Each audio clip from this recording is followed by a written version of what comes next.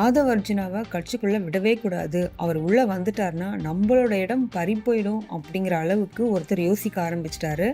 அதை பற்றி தான் இந்த வீடியோவில் பார்க்க போகிறோம். விசிகாவில் துணை பொதுச் செயலாளராக இருந்த ஆதவ் அர்ஜுனா அண்மையில் நடந்த சர்ச்சையை தொடர்ந்து கட்சியிலிருந்து விலகிறதா தெரிவிச்சிருக்காரு.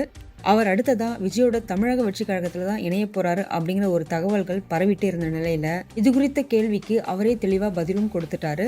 ஆனா இதுதான் விஷயம், நான் அப்படி சேரதான் போறேன் அப்படிங்கிற மாதிரி டைரக்டா ஒரு பதில் சொல்லல, மழுப்பல தான் ஒரு பதில் சொன்னாரு. எதிர்கால திட்டம் குறித்து ஆலோசித்து விரைவில் செய்தியாளர்களை சந்திச்சு என்னோட முடிவு என்ன அப்படிங்கிறத நான் அறிவிப்பேன். எங்க போய் சேர போறேன் அப்படிங்கிறத விட என்ன செய்யணும் அப்படிங்கிறத குறித்து தான் நான் தீவிரமா யோசிச்சுட்டு இருக்கேன்.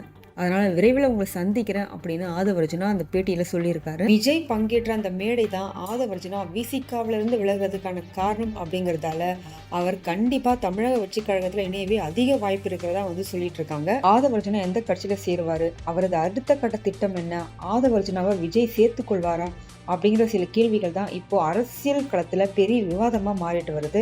ஆதவ் அர்ஜுனா நல்லவரா கெட்டவரா, அவர் உண்மையாவே விசிகாவுக்கு சாதகமா தான் உழைச்சாரா, இல்ல திமுகவை காலி பண்ணணும் அப்படிங்கிற எண்ணத்தினால விசிகாவை பயன்படுத்திக்கிட்டாரா அப்படிங்கறத ஆரம்பிச்சோம்னா ஒரு சில தகவல்கள் நமக்கு புரிய வரும். நீங்க பாத்துக்கிட்டீங்கன்னா அம்பேத்கர் புத்தக வெளியீட்டு விழா மேடையில மன்னராட்சியை முடிவுக்கு கொண்டு வரும்னு ஆதவ் அர்ஜுனா பேசினார் இல்லையா. திருமாவளவன் தமிழக முதலமைச்சரா வர்றதுக்கு விஜய் உதவ முன்வர வேண்டும் அப்படின்னு ஏன் பேசல? புதுசா கட்சி ஆரம்பிச்சிருக்க விஜய் திருமாவளவனோட ஆற்றலை போற்றி அவரை முன்னிலைப்படுத்த வேணும்னு ஏன் பேசல? அது என்ன தந்திரம்?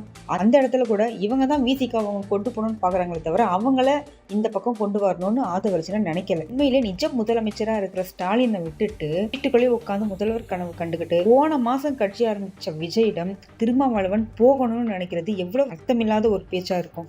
தமிழ்நாட்டுக்குள்ள பாஜக உள்ள வர்றதுக்கு பாஜகவால் அனுப்பப்பட்ட ஒரு ஸ்பை தான் இந்த ஆதவ் அர்ஜுனா. இந்த திட்டம் பலிக்கல.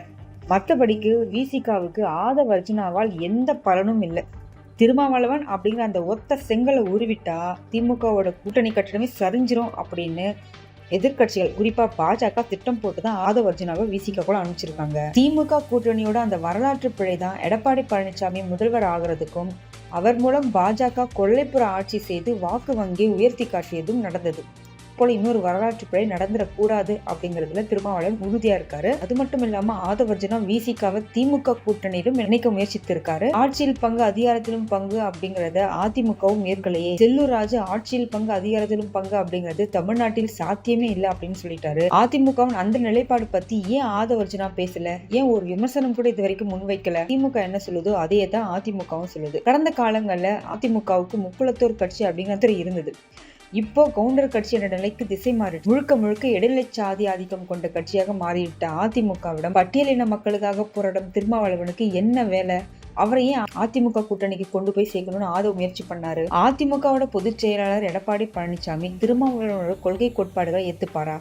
சனாதன எதிர்ப்பை உதயநிதி ஸ்டாலினை போல பேசுவாரா? ஏன் ராமர் கோயில் திறப்புக்கு அவர் போகல? கேட்டா கால் வலிக்குது அப்படி தானே சொன்னாரு. எடப்பாடி கருத்தியல் ரீதியாக ஏதாவது பேசியிருக்காரா இது வரைக்கும்? ஆட்சி அதிகாரத்தை கைப்பற்ற வேண்டும் என்பதை தவிர அதிமுக அரசு கோட்பாடு அரசியலை முன்வைத்ததே கிடையாது. திருமாவளவன் தனக்கு நேர்முரணான கருத்து கொண்ட அதிமுகவுடன் கூட்டணி சேரவும் மாட்டாரு. அது மட்டும் இல்லாம இந்தியா கூட்டணியில தேசிய அளவில் முக்கியமான இடத்திலும் திருமாவளவன் இருக்காரு. அதனாலதான் அணி மாறணும் அப்படிங்கிற அந்த அவசியம் நமக்கு இல்ல அப்படிங்கறத திருமாவளவன் தீர்க்கமா முடிவு செய்திருக்காரு. தமிழ்நாட்டு அரசியலை பொறுத்த வரைக்கும் திமுகவுக்கு நேர் எதிரான அரசியல் செய்யும் கட்சியாக அதிமுக இருக்கு.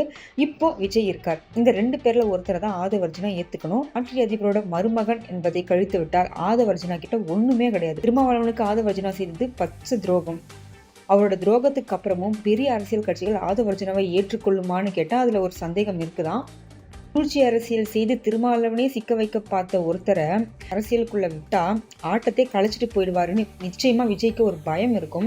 கண்டிப்பா இப்ப அதிமுக பக்கம் போறது ஒரு பக்கம் இருக்கட்டும், தவறி மறுபடியும் தாவேகா பக்கம் போனாருன்னா அங்க இருக்கிற புசி ஆனந்துக்கு ஆதவ் அர்ஜுனா மேல ஒரு மிகப்பெரிய ஒரு பயம் இருக்கும். இப்பதான் அரசியல்ல தொடக்க நிலையில இருக்கிற விஜய் ஆதவ் அர்ஜுனாவை நிச்சயமா சேர்த்துக்க மாட்டார். அதுக்கேற்ற மாதிரிதான் புசி ஆனந்த் ஒரு வார்த்தையை ஒண்ணு விட்டுட்டாரு. நாங்க கட்சியில ரொம்ப நாள் உழைச்சவங்களுக்கு தான் பதவி கொடுப்போம். யாரெல்லாம் அன்னைக்கு முதல் இன்னைக்கு வரைக்கும் சைக்கிள்ல போய் போஸ்டர் ஓட்டிட்டு இருக்காங்களோ அந்த அடிப்படை தொழிலுக்கு தான் கட்சியில பதவி கொடுப்போம், மற்றவங்களுக்கெல்லாம் கிடையாது. பெரிய கார் வச்சிருந்தா பதவி கொடுத்துட மாட்டோம் அப்படின்னு சூசகமா பேசியிருக்காரு. இவர் கண்டிப்பா ஆதவ் அர்ஜுனாவை குறி வச்சுதான் பேசியிருக்காருங்கிறது தெளிவா தெரியுது. ஆதவ் அர்ஜுனாவை தாவேக்காக்குள்ள விட்டுறவே கூடாது அப்படிங்கறதுல புஷி ஆனந்த் உறுதியா இருக்காரு.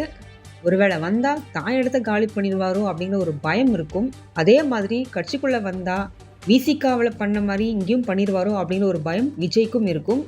அப்ப ட்ராக் எங்க போகும்? நிச்சயமா அதிமுக பக்கம் தான். என்ன இருந்தாலும் எல்லாத்தையும் பொறுத்திருந்து பார்க்கலாம்.